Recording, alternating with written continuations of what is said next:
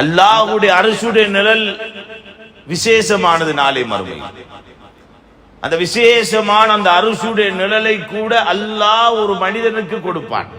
7 பேர்களில் ஒருவர். யார் அவர்? ரஜுலுன் கல்புஹு முஅல்லகுன் பில் மஸ்ஜித். உள்ளம் மஸ்ஜிதோடு கொழுகப்பட்ட மனிதன், மஸ்ஜிதோடு தொடர்புள்ள மனிதன். அந்த மனிதனுக்கு அல்லாஹ் நாளை மறுமையில் அர்ஷுடைய நிழலை வைத்திருக்கிறார். அல்லாஹ் ரப்பல் ஆலமீன் அப்படியான பாக்கியசாலிகளாக அனைவரையும் சேர்த்தருள்வானாக. கண்ணியமான சகோதரர்களே, தாய்மார்களே, சகோதரிகளே, இந்த உலகத்திலே நாம் யாரை நினைத்தோமோ இல்லையோ அதிகமாக நாம் நினைக்க கடமைப்பட்டிருக்கிறோம். எம்மை படைத்து எமக்கு இஸ்லாம் என்ற நேர்வழியை தந்து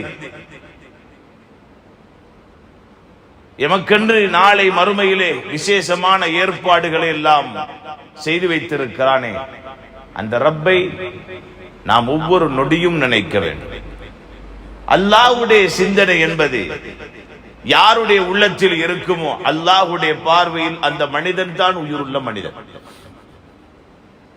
மஸலுல்லதி யذ்குர் ரப்பஹு வல்லதி லா யذ்குர் மஸலுல் ஹய்ய் வல் மய்யித். நபி அவர்கள் சொன்னார்கள், அல்லாஹ்வை நினைத்து வாழக்கூடிய மனிதனுக்கும் அல்லாஹ்வை மறந்து வாழக்கூடிய மனிதனுக்கும் உள்ள வித்தியாசம் என்ன தெரியுமா? உதாரணம் சொன்னார்கள், உயிருள்ள மனிதனையும் உயிரற்ற மனிதனையும் போல. அல்லாஹ்வுடைய நினைவோடு ஒரு மனிதன் வாழுகிறான் என்றால் அந்த மனிதன் தான் அல்லாஹ்வுடைய பார்வையிலே உயிருள்ளவன். அல்லாஹ்வுடைய நினைவில்லாமல் ஒரு மனிதன் வாழுகிறான் என்றால் அல்லாஹ்வுடைய பார்வையில் அந்த மனிதன் இறந்த பொணம்.